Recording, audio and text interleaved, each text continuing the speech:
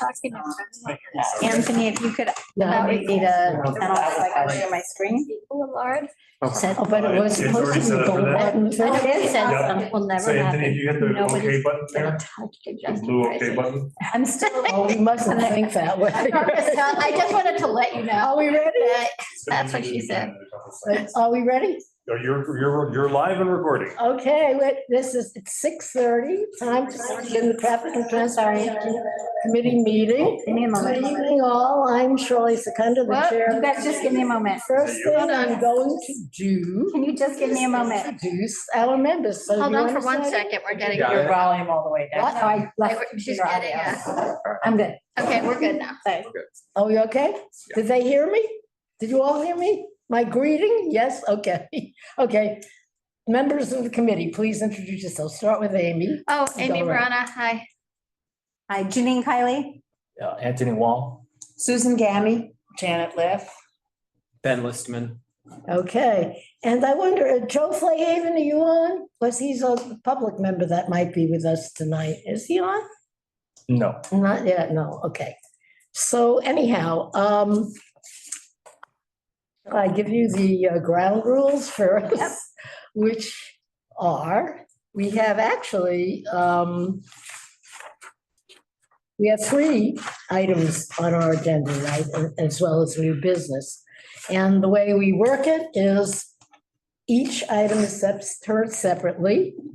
Then the committee asks questions.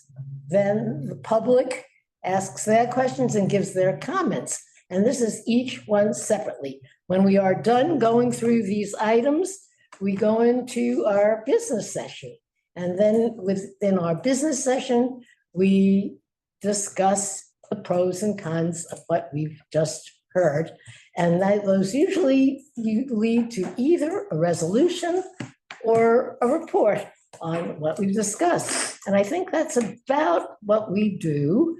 Rules, okay, I think there is nobody that at this point doesn't know that there's a little hand signal at the bottom of the screen where you can just tap it when you want to speak, but you can't speak until each of the items is discussed. Then you can raise your hand. Committee goes first, okay? And I'm just trying to think if there are any other rules. Obviously, don't speak out. And if you do, I guess we will have to mute you. And I think that's about it. Can you remember any of our other rules? It's getting so repetitious, I can't even remember them. But I think those, yeah, what? Be polite. And it's. Oh, yes, of course, courtesy, please, and that's it. And we'd like to welcome Kate Shura, who is the DOT rep. And I think we're going to have a lot of questions for you tonight, Kate, with these various items. And with that, I think we're going to start. Janine, are you ready? Yeah, let me share my screen. Okay. So anyhow, while you're sharing it, I'll just tell you that it's a request for a 2-way bike lane on Lafayette Street between Bleecker and Spring, but we have ascertained now that there is actually a 2-way lane between Spring and Prince, so it would be beyond that. It would be, yes, it would be beyond that. Further north. And I think that's about all Okay. we have to tell you. You're going to tell us about everything else. Sure.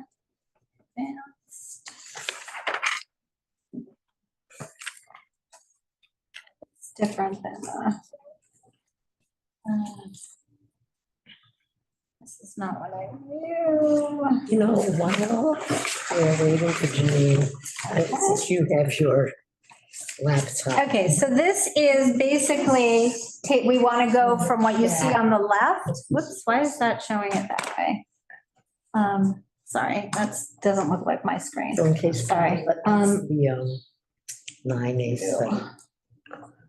Let me, how do I share a portion of the screen? Because it's different than the Zoom account is. So go ahead and hit the share Share. screen. Yeah, I want And to do, pull it up. oh, I know, but I only want to do advanced, and normally it allows you to share just a portion of the screen. Documents, whiteboard box. Okay, let me make it full screen, because I just don't want all that other stuff there. Well, I think there's a setting in there. Yeah, at the bottom.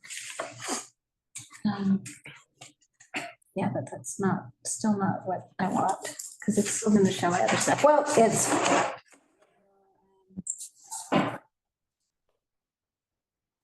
Quick email it to me, I can see it. no, I'll just do it, because then I can, And you can make it full. yeah. Okay. Okay. Get- we'll hide. It's, hide the sidebar. Well, it is what it is. Okay, so we want to go from what you see on the left, which is a one-way bike lane, to what you see on the right, which is actually, that's actually at Prince Street. It's a two-way bike lane. And you can see it kind of pushes the traffic, the southbound traffic, it pushes the traffic just into a single lane. So I just want to take you through what the current situation is, and then we'll go. So right now on Lafayette Street, you have the bike lane. It's north of Prince Street. It's a one-way bike lane going north. So you can see this green here, move it to the cursor by point A. It's a one-way bike lane. And you can see it continues, but it's two-way south between Prince and Spring, only for one block. And then south of Spring Street, here's the two-way bike lane, that's point B. And then it splits to one south, it goes south on Lafayette and north on Center Street. So it's because you basically have two streets. So, and that continues pretty much down to Brooklyn Bridge, a two-way bike lane. When after the two streets merge again, by getting closer to City Hall, you have a two-way bike lane. And then I just want to show right now, if you're, taking Google directions or you don't want to go one way on the wrong way on a bike lane, you basically would go south on Broadway. And there is a bike lane here. It's not painted green. You can see that where I'm moving the cursor, where point E is. And then you cross Bleecker Street and there's nothing. And south of Houston Street, it becomes a death ride. There's parking, and this is a Google image, but basically during business hours, there are deliveries on the left and the right because there's so many stores in Soho. So both of the left and right lanes, even though there's no parking by day, are filled with delivery trucks. Then there's a bus lane on the first lane in, and then the next, there's one lane of traffic. So I just want to skip ahead. To give you I call it a death ride, and I'm not really exaggerating. I actually biked this way before this meeting, and these are just a couple of pictures. This is north of Houston Street.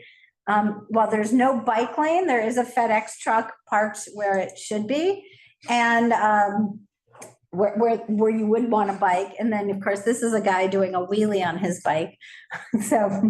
And then south of Houston, there's often on Broadway a double park car. There wasn't one today, but for some reason the Spectrum was doing some work and put these pylons out. And then there's one of these giant, I think it was a Denali. And I had this big city bike. I couldn't bike by, I actually just stopped and walked by. And you're basically squished between delivery trucks and cars. And if you have to get out of the lane of truck, if there's a delivery truck like the FedEx truck in where you would bike, you have to either go into the bus lane, and trust me, the buses don't care about cyclists. They just honk and stuff. So there's really no safe way. So the recommendation would be to extend the two-way bike lane that's on Lafayette Street from Prince to at least West 4th Street, and ideally all the way up to Astor Place. This would allow southbound cyclists on Broadway to turn east onto bike lanes on West 4th Street or Bleecker Street and continue south. And then that keeps the bike traffic off of Broadway, allowing the bus lane to really even be more of a success, and allows northbound cyclists to turn west onto bike lanes either on Prince Street or Great Jones Street and continue west without ever having to go on Broadway. So I want to take any questions that people might have. Okay, I have a couple of questions. Awesome. The first, of course, is that the recommendation is beyond Bleecker now. It's at least to West 4th. Yeah, I was like, why would you stop on Bleecker when there's great bike lanes on Third Street and Fourth Street going east and west, and it just connects the grid in a much tighter way? Let's see, what other, oh, I know what questions I did have. I took a look at the original plan. And I guess when they Which did original plan? the Lafayette Street. Oh, okay. The full Yeah, got it. caboodle. And of course, anytime you change something, you also need to change the size of the lanes and what the designations are. And I just wondered if you had given any thought to that. Like, did you want to narrow the traffic lanes more? There's plenty of room on Lafayette Street. Yeah. Let me see if I have let's see if there's a good picture. Lafayette is a very wide avenue. Let me just share my screen again.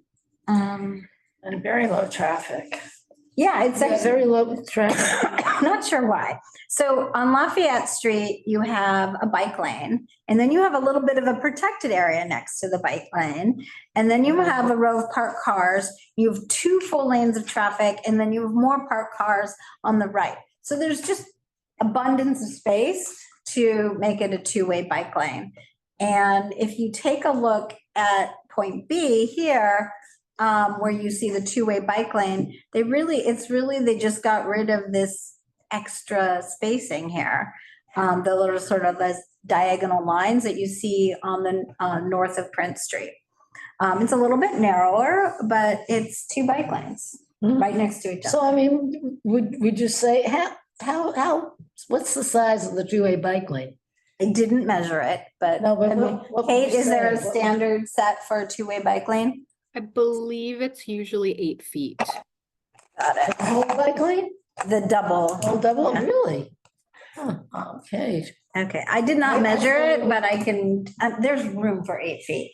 And delivery, you have to actually be careful crossing Lafayette because the delivery guys are going really fast, north and south.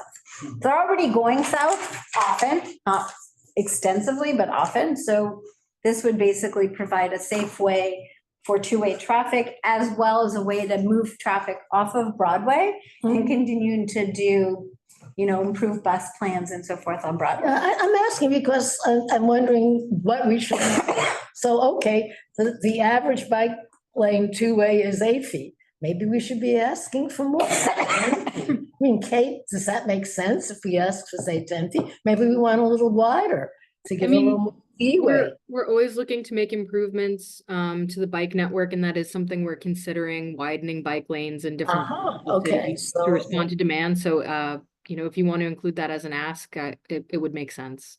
Okay. Okay, so maybe, that's one of the things we should do, which would mean maybe that we would narrow the travel lanes. Now, some of those travel lanes are pretty wide. I seem to recall, I looked at that report, the old report, some of them were 10, not 10, 10 is not so wide, 11 and a half. And maybe we want to ask for 10 foot, and which would give a little more. I'm just asking, have you given thought to that? Because those may be. I haven't given thought to that. We could redesign the street a little bit. Yeah, That's I would, Would you be interested? Yeah, absolutely. But I defer to more experts because I have not measured out full street patterns. but we know it's sort of interesting what was done on 6th Avenue because Lafayette Street has hardscape, but DOT was able to widen the lanes, still working with the existing concrete, pedestrian zone. So, I would second Shirley's notion. Yeah, that was Absolutely. because they widened the lanes. They widened I it, didn't like that. and then they pushed out, without actually having to pour Oh, concrete. interesting. Okay. So I would second Shirley's notion because the existing 2-way lane is just a little too narrow. Yeah, it is narrow. It's not. And there's plenty of room on Lafayette Street. It is a very wide avenue and there's not a lot going on there. Yeah, and actually, if you make it a little narrower, that you said sparse traffic. Yeah, Comparatively speaking, there's not that much Yeah. traffic. That stops it from zooming through. It does get very crowded right when you hit Astor Place.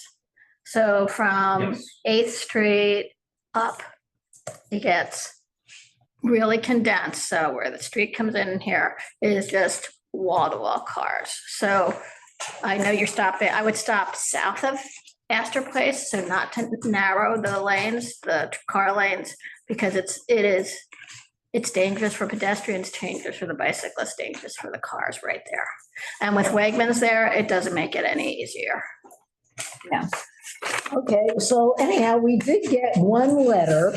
Maybe start I at do 10 on want Street. to read excerpts. I want responses, because one of the things that I don't understand is that she's talking about Broadway being so easy to bicycle on. And you're saying, Janine, that it's really pretty awful on Broadway. Yes. Yeah, so this is interesting. Well, let me read you the little excerpts anyhow, and, just respond to them. So she says she uses the Lafayette lane all the time, and she's happy with it as it is. She seems to not be aware of. But she lives two at lanes. Kentmere. She lives at Yeah. Kentmere, so if she's going south, she jumps right on a protected lane. She doesn't have, if you live north of Spring Street, you have to go on a death ride to get to the safe spot where she starts her ride. So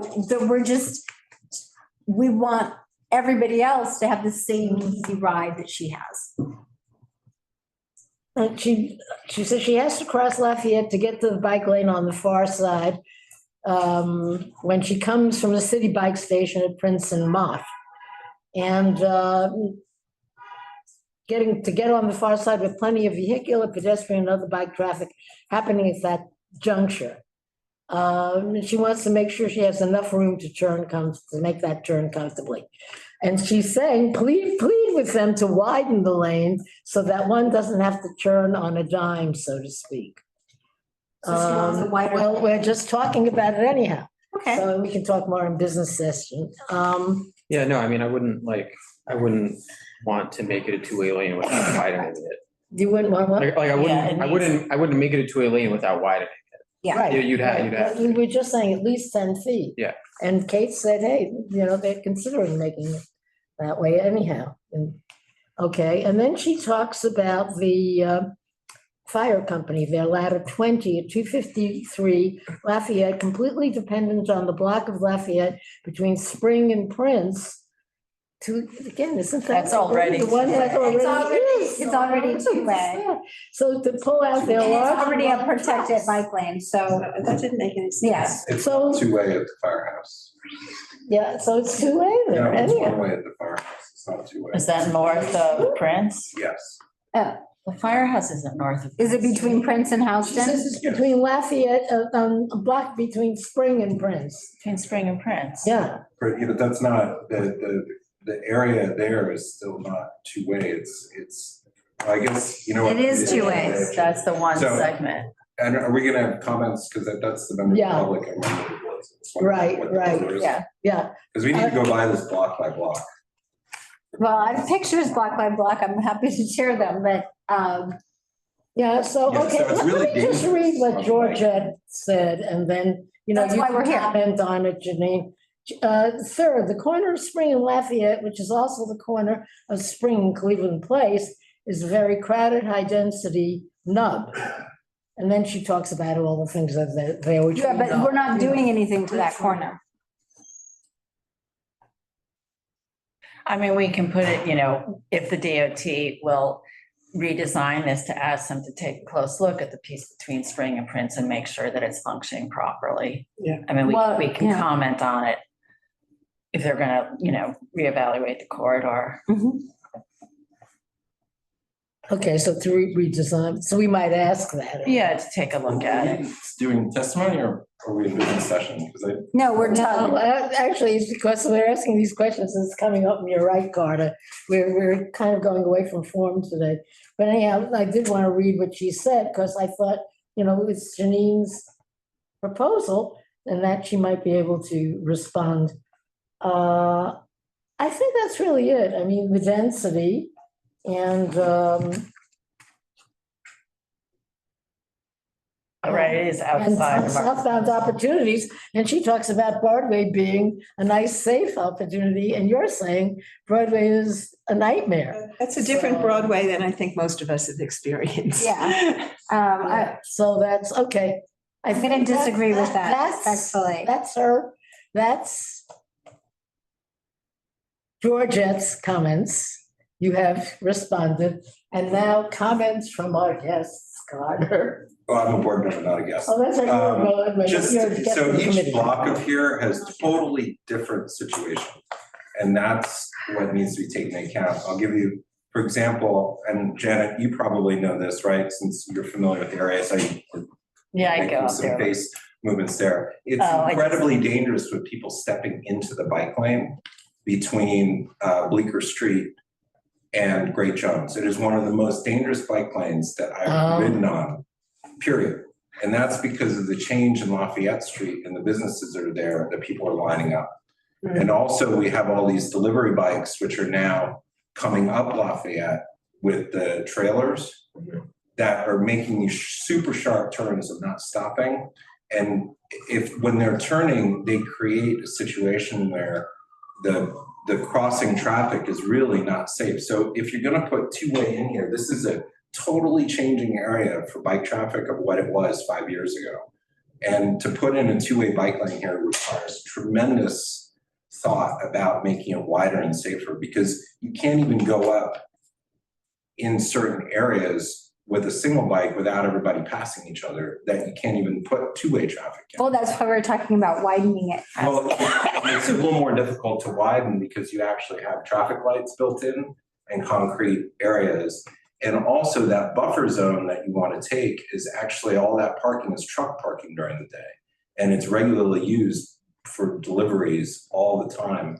And that's another dangerous condition that it puts right next to the bike lane. And I just So- want to point out though, that's the same condition we have on Broadway. Well, no, it's Yeah, not, so we're because in- there's no bike lane on Broadway. What I'm saying is that here it's a protected bike lane, so the deliveries are unloaded right into the bike lane when they have the hand trucks and it overspills and there's tight parking between two trucks, and everybody has to go around it on a pretty regular basis depending on the types of the deliveries that are happening. And like you guys were saying, the different times, Broadway is just as empty at certain times of the day as Lafayette is, depending on when. But I just bring this up for Lafayette because you can actually be making, this really has to be looked at a little bit more block by block, because you have very different circumstances. Then you also have further north between Astor and Fourth, a super long block. There's no east, totally different condition. Then you have in front of Wegmans, and that's, if that were That's a two-way, the disaster. neck down there with the city bike stations is a little crazy. So it's like having that, but each block really requires a look, because putting in this area, the two-way with the delivery bikes,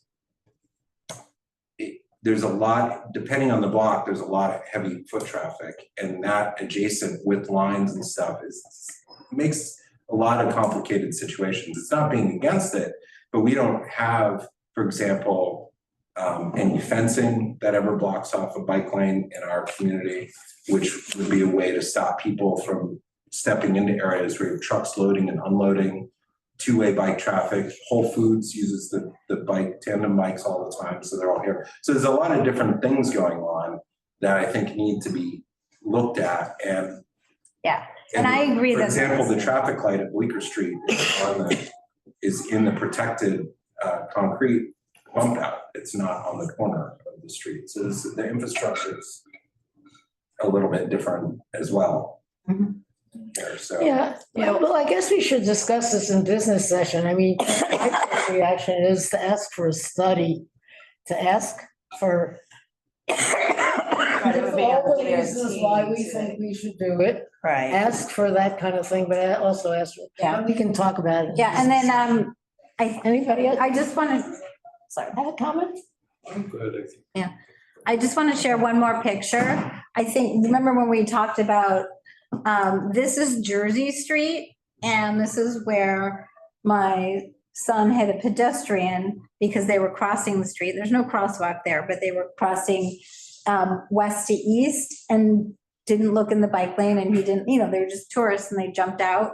And that's an example of what Carter, and that happens everywhere. And the question is, how do we stop the pedestrians from just jumping into on these high foot traffic areas? You need to protect the pedestrians from the bikes, and you need to protect the bikes from the pedestrians who will just jump out and jaywalk. I would like to second that Kind of a comment.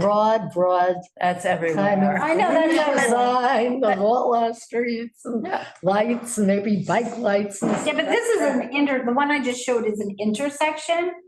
And there is no crosswalk, there is no signal, there is no watch out for bikes. It's just an intersection, so people think they can cross the street. Well, that sounds like something we should have on our agenda. I actually think that is a really We've raised it important thing. before. We talked about it once and we put it in, we put something in a resolution. Here's it again. So maybe we have to address it single-handedly. I think we should. I was gonna talk to you about that next week. Here we go. Yeah, Send me an see? email, I will. tell me to put it on the It's agenda. this picture, but this is also on Lafayette Street, so. I'll send you. But that's just a Okay, missing thanks. crosswalk without a traffic signal, right? I mean, we have a People just number of have to be those. really that- aware of each other. Yeah, that, you're only No, I know. supposed to have Probably just have a seven traffic traffic signal or. Yeah. They True. don't think that way. So stop signs, another thing. Well, one thing Yeah. to throw, well, we could discuss this in business, but how they address this, because the 8th Avenue bike lane was just overflow sidewalk space forever. So they expanded the sidewalk and they pushed out the bike lane. Oh, I love that you've had. Well, That's one way to a address, solution. Yeah. Well, that's redesign. right? It's more than just a little piece, Yeah, whatever, anyhow. okay. As Carter said, we should be discussing all this in business session. So why don't we move on? I just, that Lafayette quarter also, I don't know. It's been transformed dramatically because of the commercial leasing on the ground floor. It has become incredibly pedestrian oriented where it was not before. Because of the changing storefronts and some of the changes in the buildings and the changes in uses. And now we have a lot of lines and a lot of destination retail. And that's part of what brings up some of these conflicts. But it's coupled with truck parking, which is what limits visibility, which is this is an area where trucks regularly use it, but you can't see through trucks. And that's where it becomes a problem in the bike lanes, because you can't even see if there's two trucks in a row and somebody's loading or unloading until you're up. So And that's a little uniqueness in our community board, which is different from the other bike lanes, because there's not designated truck parking and truck loading and unloading. It's a predominantly self-oriented feature in our community board. and Shirley, I think there are some people on Zoom who would like to add a comment. Oh, okay, great. And we have a- Who's we have a member of the raised their public hand? I here, don't too. see any raised hands. Just asked him if he had a comment. Can you go to? And after that, he did, Janine. Because my eyes are Oh, yeah. terrible. Okay. So, He said he does. Oh, Shirley, why don't we go to this guy, and then I think Pete might have some. What? The guy behind you. Come on, say something. Yeah, Oh, I I thought you just, said- I was waiting to listen to what other people were saying. But I think that pedestrians should know, like, when they're walking through a bike lane, that they're in a bike lane. So it should look separate from the sidewalk, just so they know that they're not on the sidewalk anymore. And to look for bikes so that they are not in danger of being hit. Well, I think it's a learning curve Yeah. for it's both bicyclists and Yeah. pedestrians. fair enough. All right, thank you. Okay, so who's got the hands raised? Davies. Oh, okay. Hi, Pete. Hello, and thank you. I put in the chat that previously, when discussing this area, we have had a lot of talk with DOT about moving the bike station out of Petrosino Triangle and into the street bed. Most likely, or possibly on the east side of Lafayette, north of Spring. I would like to put that back on the table for further discussion. That has been supported by CB2 over and over the years. Yes, yep. Agreed. And I should have brought it up myself, Pete, so I'm glad you did. Actually, we were fighting, remember the open street there on Lafayette? And it seems like, and our next topic is open streets and what's been proposed. And that area has now remained unproposed for an open street. And if you recall, the mayor's office, that was Mayor Bloomberg, it goes back that far, had proposed and actually put us, I think it was $5,000, was that it? To do a study to recreate Petrosino Square and make it more pedestrianized. And that area on Lafayette Street is part of that. So I, in fact, had, and Kate can tell you this, we just wrote to DOT saying that we were pleased to see that the open street is no longer there. And we hope that this is a harbinger that the long-awaited Petrosino Square study will soon go into action. Anything to say about that, Kate? So for the time being, the open street there is not returning because we did not have a new applicant. And we're still considering the community board's requests for a study of Petrosino Square, as well as the relocation of the city bike station. What's the process for that? That's right, Pete. We were asking for the relocation of the city bike station too, all those years ago. But you know, it was a matter of not only community board too asking for the study. It was a study that was already written in stone by the mayor's office and public officials and agreed upon and money set aside. And then it just never came to be. Okay. I guess you have nothing to say about that one. Okay, Pete, I'm so glad you brought it up. Is there anybody else online that would like to speak? And no one, but Valerie would just like the gentleman in the back just to state his name for the purpose, record purposes. Oh, my name? And yeah, and come a little closer because the microphone's right here. Sure. okay. My name is Oh, Daniel. thanks, so. Yeah. But what do you want? Can you say your Sorry, name loudly? yeah. My name is Daniel Sutton. Daniel Sutton. Yeah. Okay, Thank you. thank you. Okay, so I guess we can move on to open streets. And actually, we have received a list of those open streets from DOT.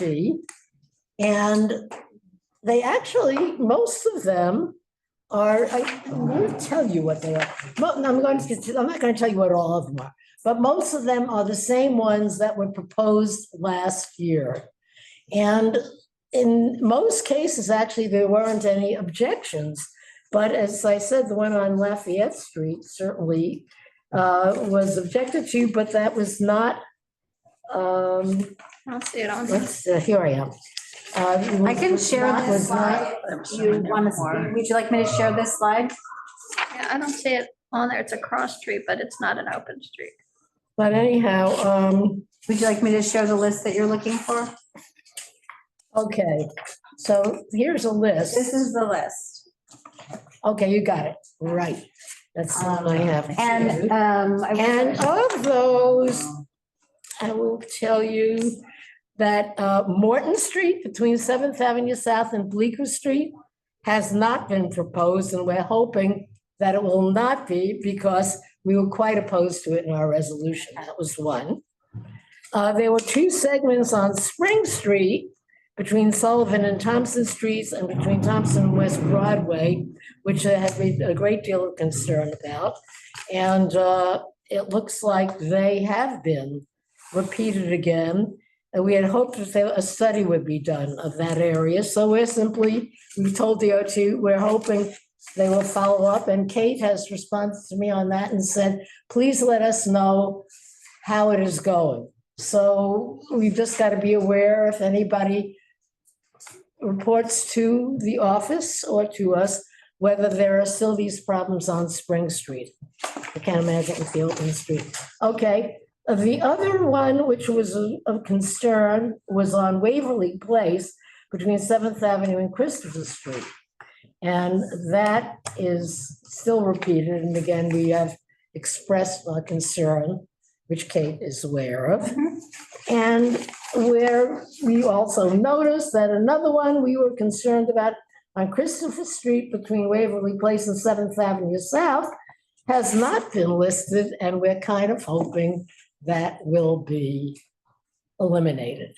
So those were the ones, and then there are some for schools, and we are always in favor of open streets for schools. So there were three. One was, two of them were actually for PS3, and the other one was for a private school on Christopher Street and Waverly.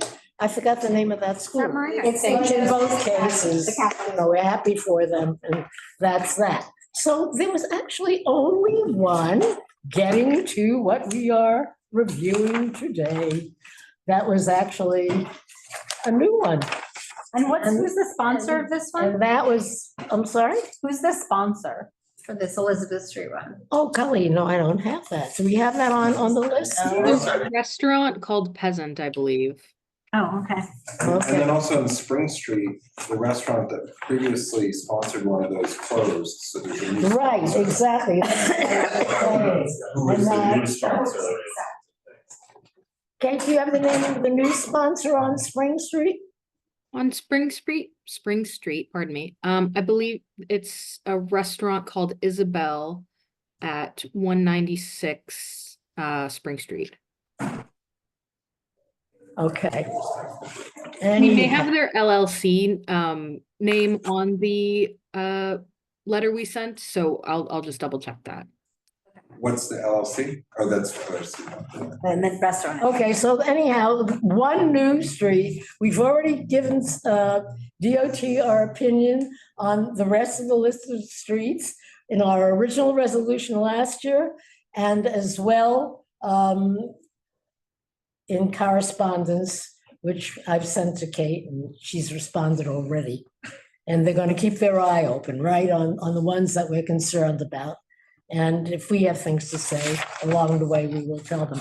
So there's only one new one, and that's why that one is on the agenda, which is a proposed open street at Elizabeth Street between Spring and Prince. So we're open to commentary. Didn't it used to, 2 years ago, wasn't it an open street? Yeah, It's been, it wasn't last year, but it had been previously. Okay, Um, and how did it work then? I don't know, I dined there. It was fine for me, but I, yeah, it was, because there's several restaurants on that street. I don't know when, like, you know. 2 years concerning, ago. like, Okay, that's interesting. I wonder why they stopped. They don't have. Kate, do you have any idea? Is it the same sponsor? I believe it is. Years I believe it is, and that they have operated in the past, but I have to check to see why there may have been a gap. I believe Peasant had a change in ownership, so that could be I it. didn't think there was a change. There was, I don't know when, I don't know if it coincides with the dates. And Lovely Day also had outdoor seating, and I don't know if there's any, those are the two main restaurants there, and I ate at Lovely Day, so not at Peasant. It's much more affordable. Okay, so anyhow, does anybody on the committee have questions? Opinions, I I guess. mean, it seems like a reasonable. usually street to discuss have an open opinions in street. business sessions. Okay. What So is it? Any questions about? Yeah, there's a, something that when it was operated before, it wasn't operating in compliance with the liquor license regulations, which is because it's a narrow street, you can only serve and put tables and chairs up to the 50% mark in the street. And because of the emergency lane that's maintained and the way that that's set up, what they were doing is actually setting up the seating on the other side of the street for Lovely Day. And I don't know if Peasant was doing that also, but that's not allowed. So if that's the intention, the applicant should know about this up front, that they can't do that type of a. They can only be on the They east can side only of the be on street. their own side. And it's unfortunate, but that's what the other regulations are. And this is a street where they seem to have allowed the parking to continue on the weekends on the other side because it is allowed, and finding their balance there. And I know that there's been a lot of aggression on this street too, with the closing it off as well. But that may have changed because the other street. Wait, is, what do you closed mean off. by aggression? Well, I mean, people who live in the buildings who live there just go with the barriers and go drive on the street. So, but it's one of the few blocks that I've heard that this happens on a regular basis with the residents. Oh, but on open streets, you are allowed for local traffic. You can drop people off, things like that. It depends, but There's the a point is supposed to, that you're they right. move it and just leave them open. Oh, Well, well, then the restaurant has to be vigilant. yeah, they're the sponsors, but But- you but can for the move them restaurant- if you are local, so. So for the restaurants that are to the midpoint of the street, if they're using the extra space, it's only a few more feet. Instead of the, let me back up. So if they have road bed dining, they can't really use much extra space here because they can only serve up to the 50% mark, and Elizabeth Street is very narrow. I wish the applicants were here because this is, for their consideration of doing it. Peasant doesn't have a structure. I don't know if they've applied for one, but they have just put tables and chairs on the sidewalk. But Lovely Day is not as wide, so they don't have as much room to do that. It's a bit of an anomaly in our open streets on this particular block because it's. Okay, so the question is whether we want to call out these things, and we'll, again, business session. Okay, anybody else? That, yeah. What are, so this is May through October. What's the timing on open streets Oh, now? so I think it starts April, right, Kate? How long is the duration? April 26th, December 31st. This one is 11/1. Yes. And it's Monday, Tuesday, Wednesday, Friday, so not Thursday, 4:30 to 11, and Saturday, Sunday, 11 to 11. And it goes from April 26th. Yeah, I think they're all the same. November 1 November. for this street. For Elizabeth Street, The rest, others December 31st. but Bleecker Street is, they all have different dates. I brought this up to Mark. Is the absence of Thursday a mistake? Because I know that all these streets have applied for Thursdays. Did you guys take that off? So I'm confirming that with my colleagues. I believe on some of them it may have been an error. But I'll confirm and respond to Mark and Shirley in writing to clarify. Okay, awesome. Yeah, it was a little odd. Can I ask Okay, yeah, Amy. a question of DOT?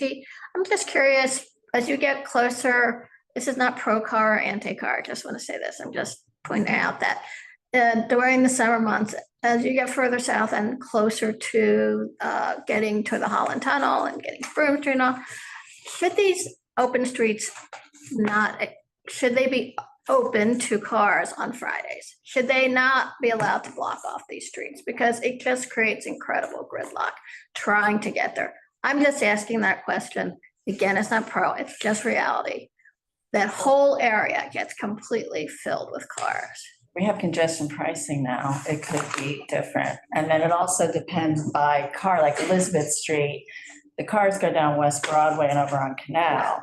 So we wouldn't want to know, on West Broadway or any of the major routes. Right, but I also just from walking to work and back all the time and working right by there, people who aren't as familiar will, wildly turn left or south or right, any street, trying to get there, not understanding that they can't really get through. And then when you have all those blocked off, like individual blocks, it can really create a real problem for the people living there. And I was just curious about in that area, I'm not recommending it or not, just asking the question, has there been any thought on Fridays? Maybe those streets aren't open streets rather than a Thursday. Yeah, I think that's a fair point. I'll just start off by saying that we have denied open street applications that we think would interfere with tunnel bound traffic and cut off, traffic in this area. But for Fridays in particular, we haven't received a lot of complaints or pushback from residents saying that they're not able to get around. I think if that was something that we encountered and we were hearing regularly, we would take that into consideration. We have, limited hours and days on other open streets, not for this reason in particular, but we do make changes based on community board feedback. So it's something we would take into account if it came to us. Thank you. Yeah, and in our resolution originally, we asked to have the open streets relate to Right. what was going on with Right, automotive traffic and Yeah. pedestrian traffic. right. That would be, an all-around study, of course, Yeah. would be the Yeah. answer to The see. the how good thing, the streets relate to apps- each other. the apps get that information now, so it comes in your Google. I know, but. Do they? Yeah, That's Kinda cool. encouraging. Yeah. Still need new design.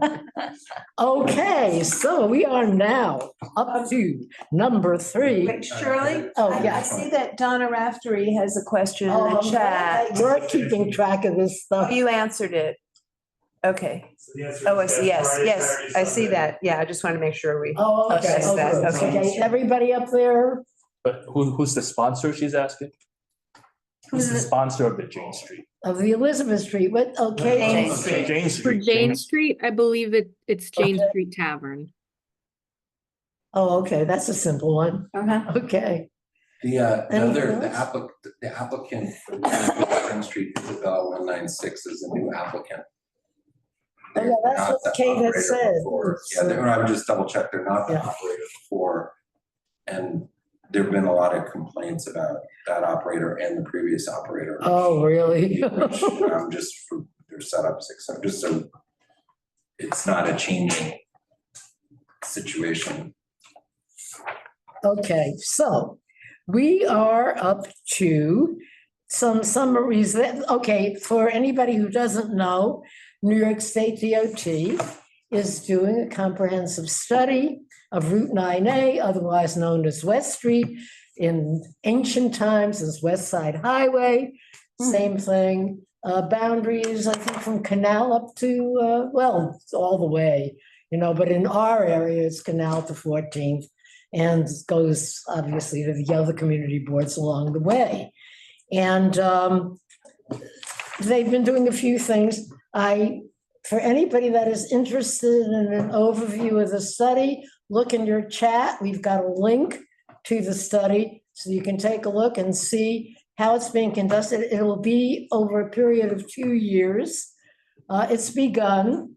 And one of the things that was a starter was walkthroughs in each of the community board areas.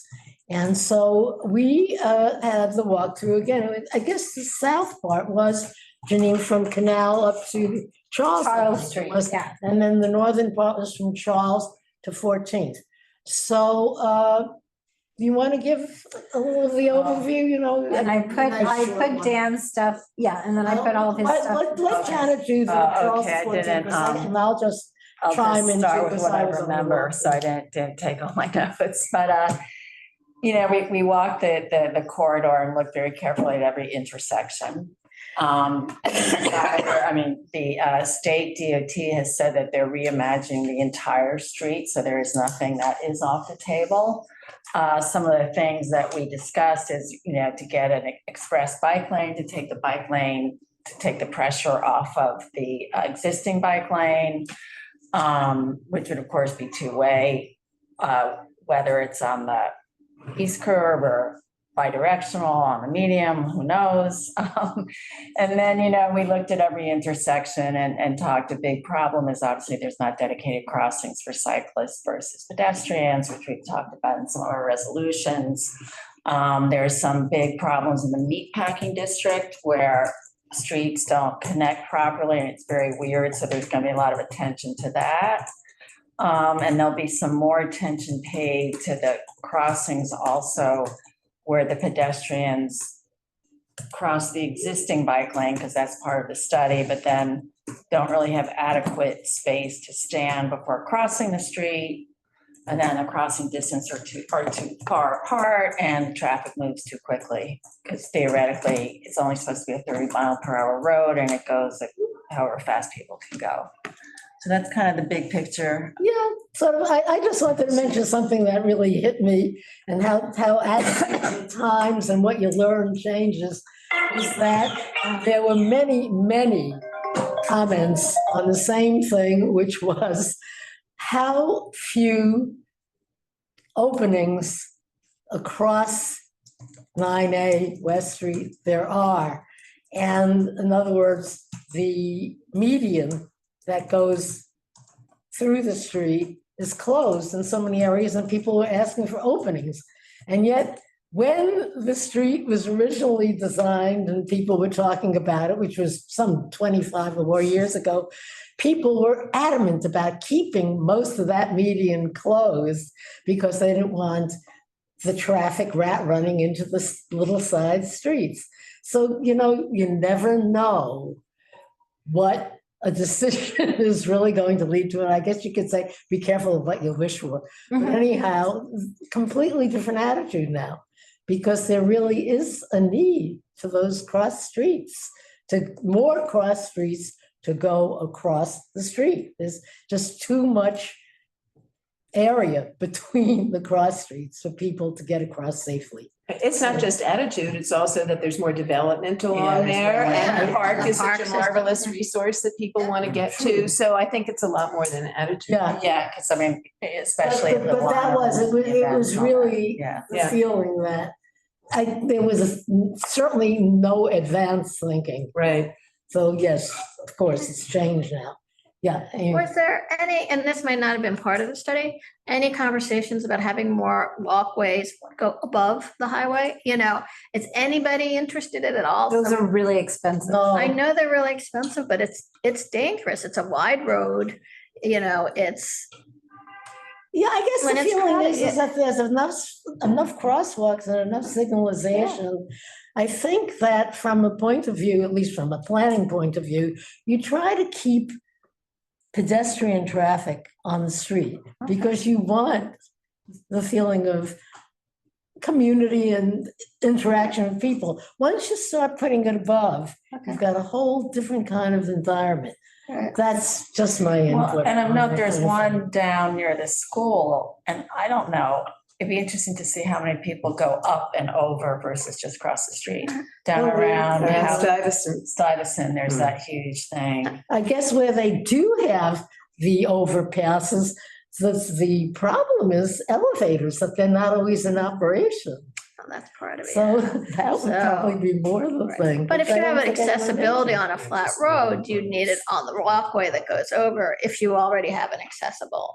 I mean, I would say that, I'm on the east side a lot and we have those and they're falling down and they're crumbling, but they are used a lot to get across the FDR, which is, all the time, and they've been there a long time, and it really makes a That's true. difference. But the Yeah, FDR the is a crossing, there highway. aren't crossings in the same way as the FDR. It's It's a totally different different highway. kind of. I know, but road. it's Yeah. still crossing a there's highway. ramps This is not as just a well. road. Yeah, it's quite different. Yeah. And this did come Um, up as part of the Gamble Sports Square.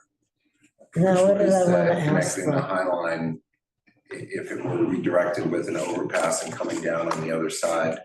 But that study, or that RFP doesn't include any forward-looking, outward-looking, anything big, grand design. It's very simplistic, but it did bring up during the land use committee meeting, a lot of discussion of the deindustrialization of the west side and reconnecting the existing street grid in our community with the Hudson River Park.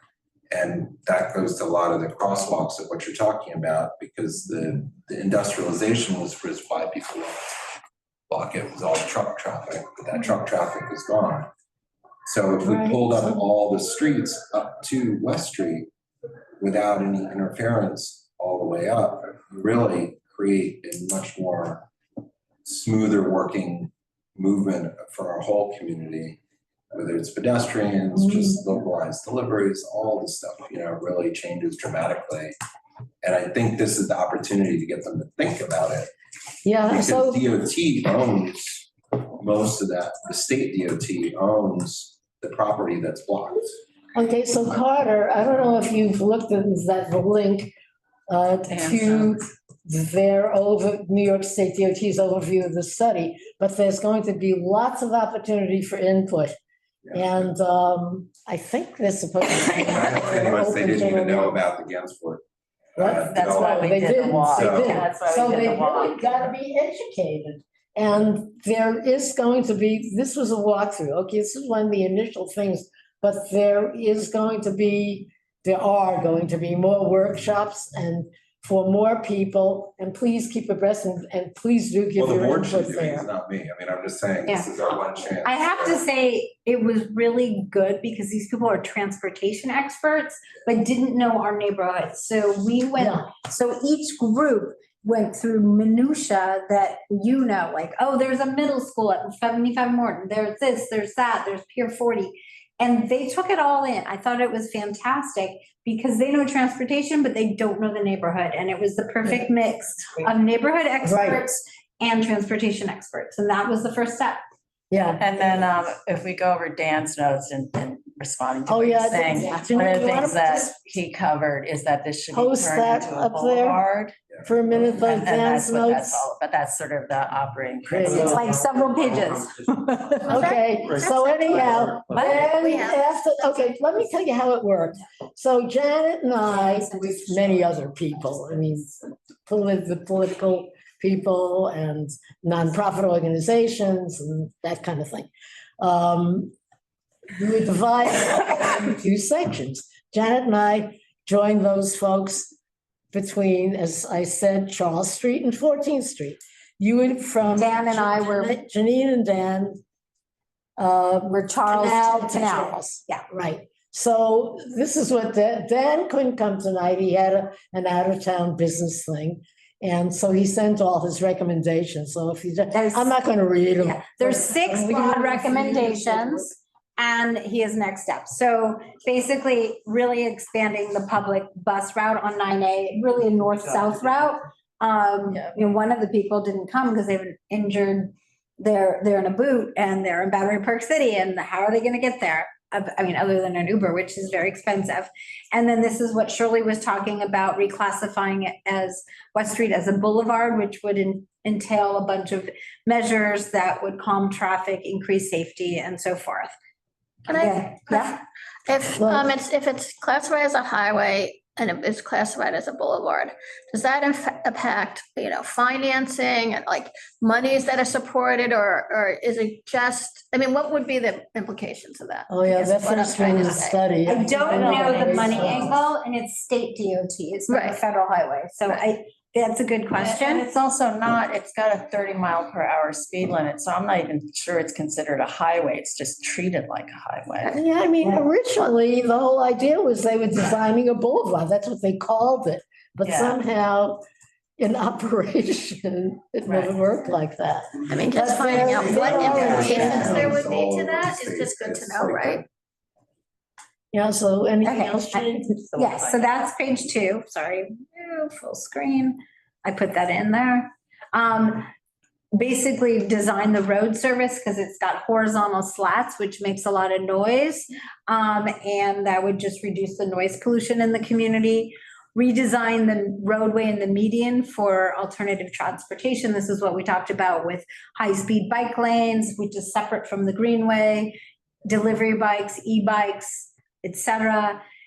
And there's a clear distinction between pedestrians, regular bikes, and e-bikes. Looking at the traffic signals and the crosswalks, we've raised this issue many times about the high traffic crossings at Pier 40 and Little Island, and having a separate bike and pedestrian crosswalk. Right now, if I want to bike across the street, I'm sharing the same crosswalk as the pedestrians. And just a whole bunch of different suggestions to increase safety for cyclists and pedestrians. And adding additional crossings where feasible. I think the biggest gap is there's nothing between Houston Street and Canal Street to cross, which is a fairly long, and basically that's all of Hudson Square, all of Soho have to go either, and on Canal Street, you have to cross south to the Tribeca side. So you have lots of signals to cross before you even get to the highway. And there's a couple of crossings where you see people jumping across the street north of Houston, between Houston and Charles, where there's streets that cut across, but not actual crossings. And really just to improve the connectivity from the residential areas into the park. and reduce the number of pedestrians crossing at these choke points. And Dan's next step is really what you say, Carter, get some community engagement from businesses, residents, transportation advocates. We did have the bid there, but they, that's one group. And then look at feasibility studies and obviously the funding and the implementation. And obviously we should double check if there's any financial implications changing it to a boulevard. But the key step is these are the highlights. And we need to maybe community board 2 in conjunction with 3 and 1 can really do further discussion and input.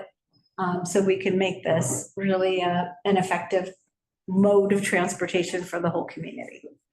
That's it. Well, when they actually have, right now it's just information gathering, and they're trying to obviously manage the numbers of people because they have representatives from our community board. But obviously when we get schematics, that'll be brought to the community board.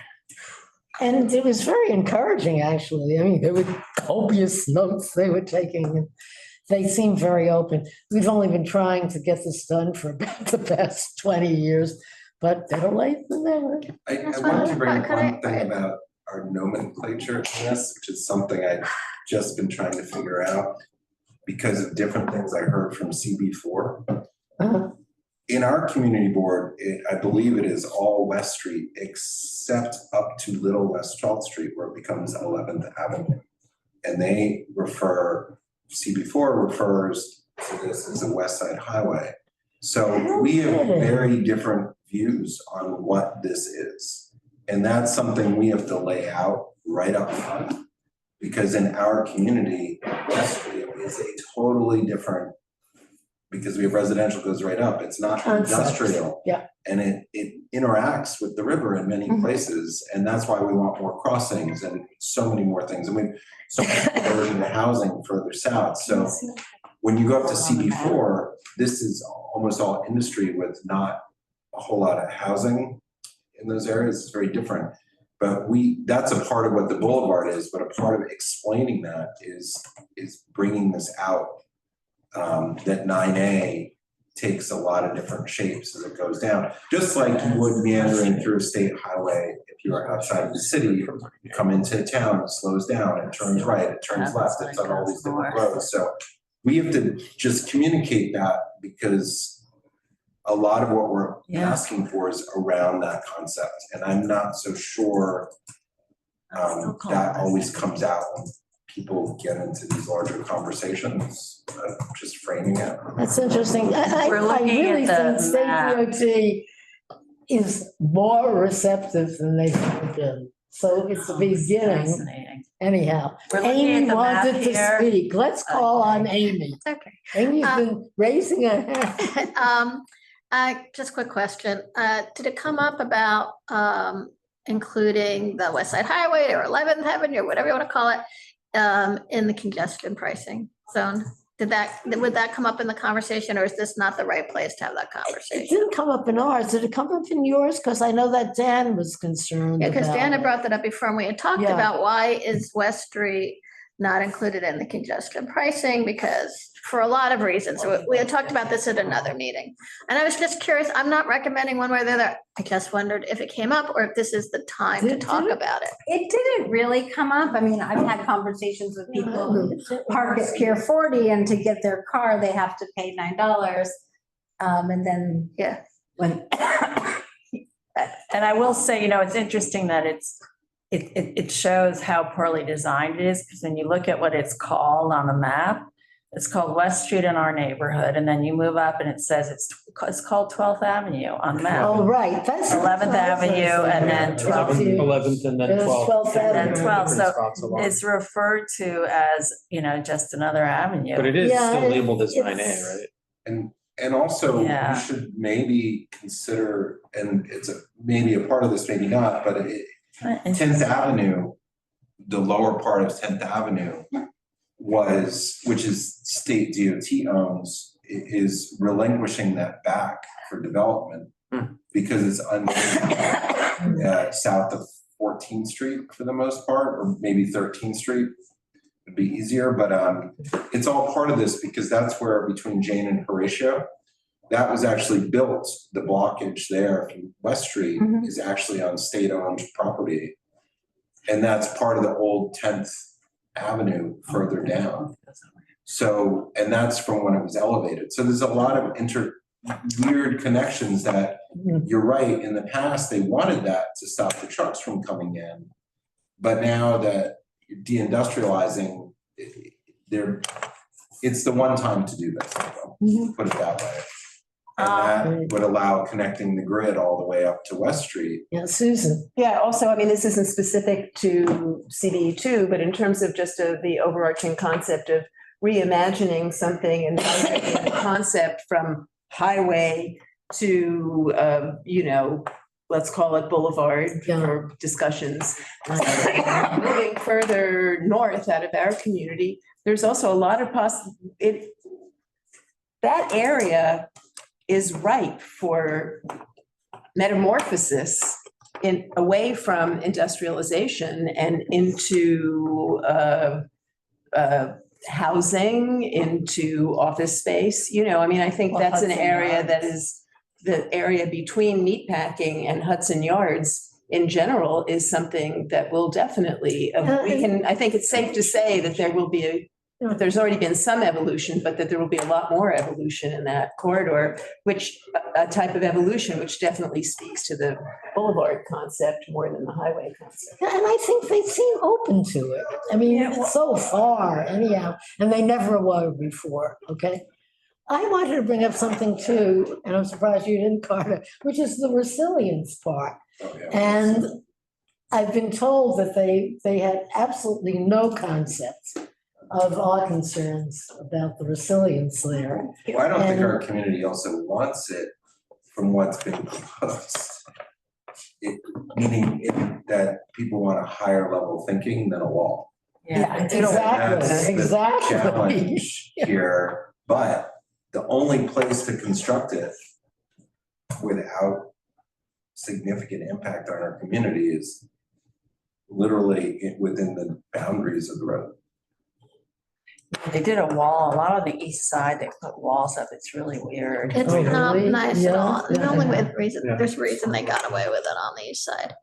Should that be I a mean- topic that we do with street activities? Because it's all supposed to be Yeah, well, they resilient. say that a lot themselves. I think it's a matter of, I As had we're asked reimagining this Will road, to should we be having that attend, conversation? but he wasn't able to, so maybe he can About resilience. feed in Yeah, later on. doing We joint have. meeting? Okay, I'll I send mean, it. we have very Resilience extensive is all- I don't know if you resolution. guys recall, the resilience has all been added in response to the Corps of Engineers. Right, And Yes. the issue is that the city has addressed resiliency, but because the boundary here is the city-state agency of Hudson River Park, and then the state DOT, the conversation has not really occurred because there hasn't been an interest in it, it seems, of convening everybody. they So- say they are interested in resilience, but the feeling is they don't know what they're Right, talking so- about. So They the don't Army Corps of understand. Engineer came with their designs, and I think they had two ways that they would do it, both of which were not particularly acceptable to most people, and people wanted them to study more, but it's a higher cost to do any of those other things. So the question is, where would the funding be, et cetera? But it has been discussed, but because it's not city and it's state, the New York City itself can't do this Right, on its own, yeah. which is the complexity. but it probably should be integrated more into this plan that they're doing. Right, or with the statewide, state, but yeah. good luck trying to get that conversation started because no agency will lead it. Yeah, because there's no more climate change. Yeah. So I just want And to say Hudson one River more Park is a thing. wash-through park. I'll say one more thing, and then we'll move into business session. Okay, the one more thing is, a lot of that stuff on Dan's list, we submitted ages ago in Yeah. resolutions. Yeah. So I guess it pays to repeat over Yes. and over. Okay, business session. So, so you'll do the preliminary resolution. Yeah, I'll take the first cut at the resolution. We have some notes on whatever the additional kind of things are. And I don't know, my opinion is maybe to also ask for a kind of more in-depth study because of, as Carter said, the difference in some of the streets. and the Or at least configuration. some sort of assessment of like The needs. block by block conditions for. Right. areas Yeah, I think that that's we're really asking important. I about. think, Yeah. Carter made an excellent point, and so did Amy when she talked about the transition sort of around Astor Place further north, and Carter speaking of Bleecker to that point. So especially that area all in there. So It's Kate, not a one size fits all I- proposition. I will just say though, like a bike lane, a wider bike lane is like a road lane. I just. Like, it's not gonna be I wanna send- You know, you have to make sure of proper crossings and lightings and all that, but it's not like it's gonna go 8 feet and then 10 feet, like the design. Before I forget, I just want Yeah. to send to the. I think the real issue is a block by block study of creating additional with the additional deliveries and the additional pedestrians. How to create How to more create the guardrail, safety more guardrails. And Yeah. I think it's not, it's more guardrails. Kate, The place? what kind of stuff are you guys doing in that in terms of high pedestrian areas, high delivery areas? I mean, I know we're gonna have the trial for the delivery zones or whatever, but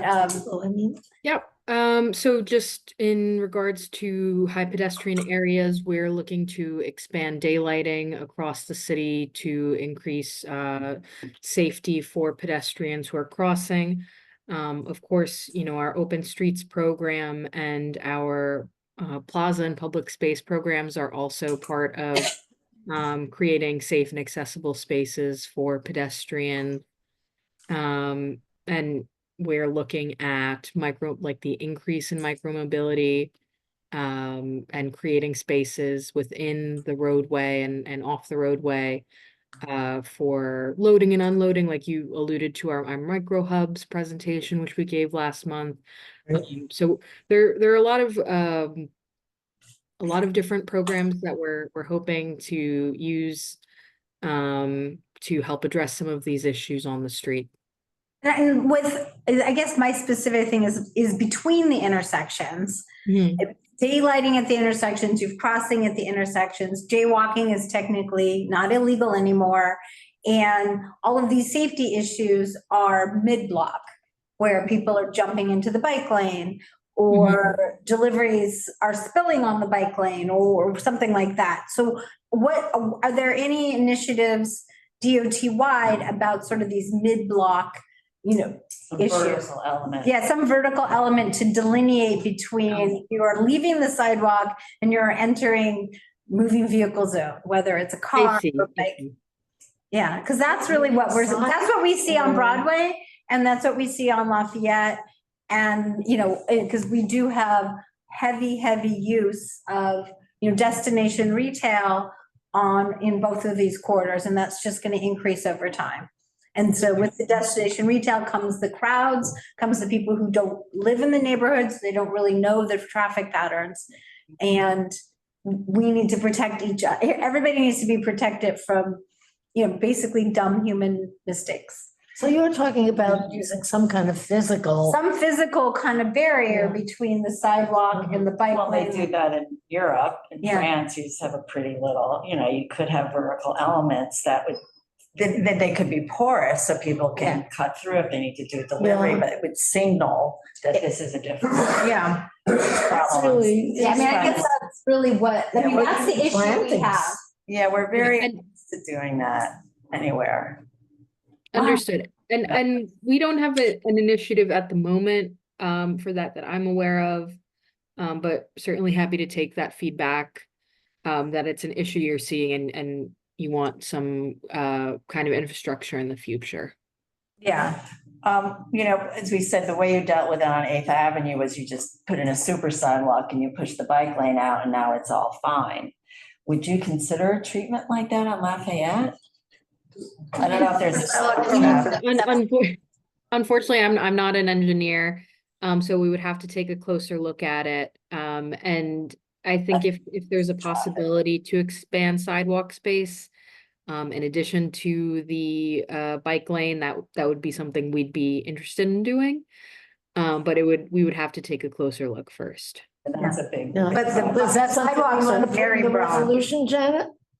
Sure, that they should explore extending the sidewalk. Send that to the. Yeah, I have that down. But it already is a very wide sidewalk. Yeah.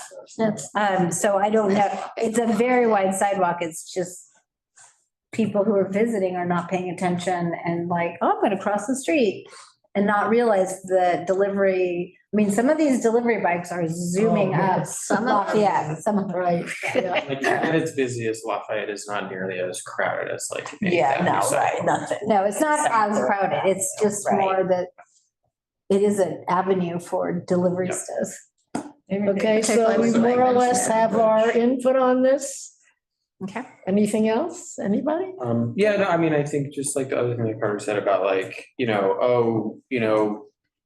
like, this is obviously something we're interested in. We have concern, either way, we have concerns about safety, trucks, parking, et cetera, visibility issues, that sort of thing. And Maintaining safety. are we going to ask that while they look at this, that they revisit between Prince and Spring to see if they can improve that?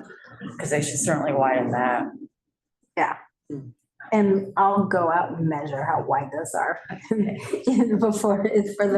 before I send it to you. Could I add to this as they are going up to the actual Astor Place Road here, that they are carefully looking at about how that's gonna feed in, because this is two-way bike lane is supposedly ending there, right? So how is that gonna feed into that area, which becomes incredibly dense?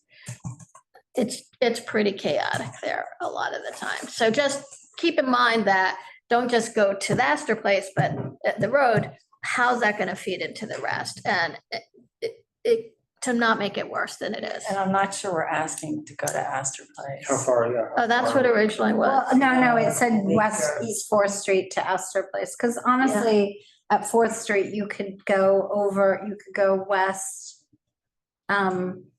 You could head west and go on, The only thing is people have natural tendencies, so there might be Right. people who want to get to Union Square, cut over to go up Broadway, because Broadway goes north now. So not, even if it's not provided, Where do we go north?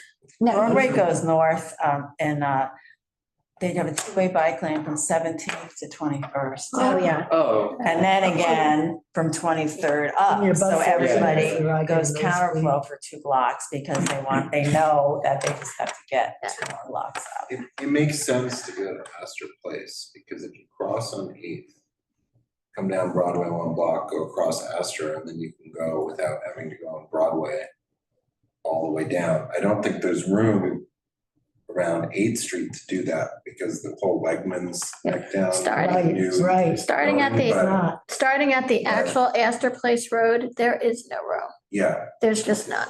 but going south, that's a straight shot to 4th Street. There's Here we are. no other cross street that goes across, so 8th if Street there's would be room, natural. there's room, but to go up to Astor, but not to 8th. Mm. And then Astor is also two-way into Broadway, but if you come down, you can go, well, Yeah, most It's people just, won't try to come.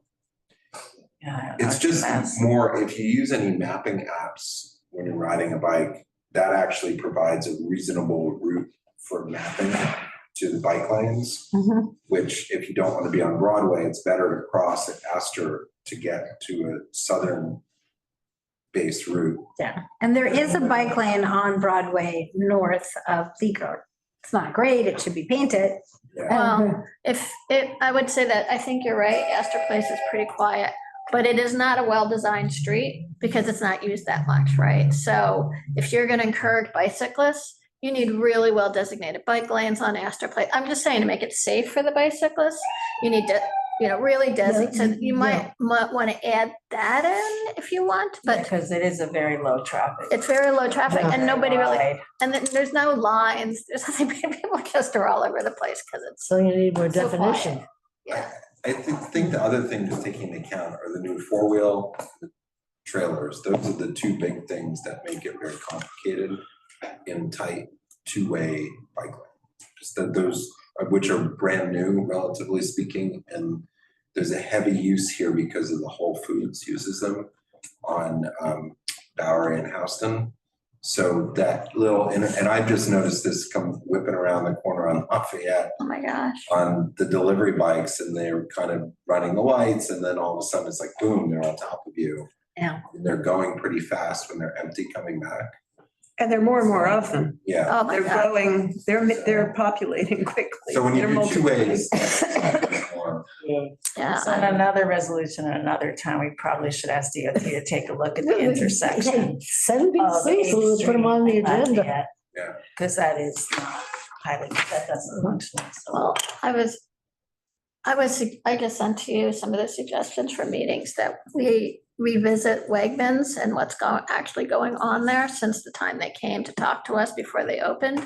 Because what's going on there is pretty much a disaster. Kate? it's Well, really you a know what? I disaster think over that there. really, a lot of this should be taken up with the Village Alliance, the Business Improvement District, which I is could. responsible for that whole I area. should call them, but, And they usually do try to do stuff in all right, depth. I And can, they're pretty responsive in that way. but I know we did And talk to sometimes them they can about, get more things done than we can because Maybe they we seem to should. have. but we did ask more them about the cloud. sidewalk use and all that kind of the street use Okay. during our meeting. Maybe, Right. if you'd rather not, that's fine. I just brought it out there. Whatever. All right. Well, for now, let's go to the open. Do we want to have a resolution on I that? don't think we need Elizabeth Street, to. I don't think so. No. Okay, that's what I thought. A little review of what was said and so on. And Okay. highlight some issues on Um, Elizabeth. And then the corridor walkthrough, I mean, that kind of speaks for itself. Mhm. And I shared stay everyone tuned. with the document. You guys saw that. And then everybody stay tuned and please be aware, our guests, that there is a link to the 9A study. That what the calendar is and what it's going to entail. So take a look and be aware, and we will get out the word when we hear next what the next steps are, which are supposed to be these other workshops. I think there's something next week. There's something next week. So But I there- guess that's about it, huh? Yeah. Yeah. That's it. Okay. So, thank you very much, everybody. Thank you all out there online for visiting with us and giving you. Thank you. Anybody else you want to say anything? I'm sorry, I didn't realize you would be No, on. I came late, so I That's just. okay. Did you sign it? Yes, I did. Good. I did. I came because I saw that you were going to be talking about 9A, and I moved to Right. the neighborhood about 6 months ago. And Uh-huh. I like to run slowly, so I've been going up to the Hudson River Park along Houston, and it terrified me, especially because of the construction going on the north side near, and so I'm really glad to hear that they're addressing so much, but I'm wondering if there are things that can be done in the meantime, especially with the traffic lights, just because We have been pushing on this for You so know how long. many years we've been asking for 40 seconds, to allow people to get across. If I'm to running, split it between starts the bicyclists and the pedestrians. I've been raising this since my kids were in strollers and my oldest is in college now. So. But anyhow, but did you hear what I said? Yes, that Would they're you gonna have like to studies. wait? It's a marathon. It's amazing how many Get things. into the meeting online, I know. or I can write the link out for you. if you Sure, want. I can take a photo of it. Oh, here. Here's But I my was notes. You also can take wondering it. about Here it the is right here. delivery. You wanna take a And photo? delivery, oh, sure, delivery that's it. bike, delivery bikes go so much faster than they're really supposed to, don't they? Or is that just a perception? No, No, that's not a perception. You got city bike riders. Yeah. They couldn't possibly go Yeah. And it will be open. They don't go as They fast as started the other. on a kind of, And then the limited, new cargo I would bikes, the say, ones that have the big square on the back, like the We big saw it with people like the. They are board whipping around and the corners, like you politicians and cannot that. believe they So go, that was the go first through one the to walk lights. through. These people are like, I don't know if there's, Okay. they have a time limit when they have to deliver by or something like that, but when I see in my neighborhood, they're really reckless. So if you go to our website, you don't have to take. Yeah, there's, Go to our website, go to- I know TA Really? will take down Really? legislation to. Shirley, let's end the meeting. We have, Shirley, let's officially close the meeting. Oh, closing, oh, yes, here we are talking to our Adjourned. guest here. Uh, Okay, I think we've gotten all our input. As I said, thank you, everybody, for attending. And I make a motion that we close our meeting. Any Second. All Okay. right, Thank you. thank you. uh, Okay, Good night. Yeah. great.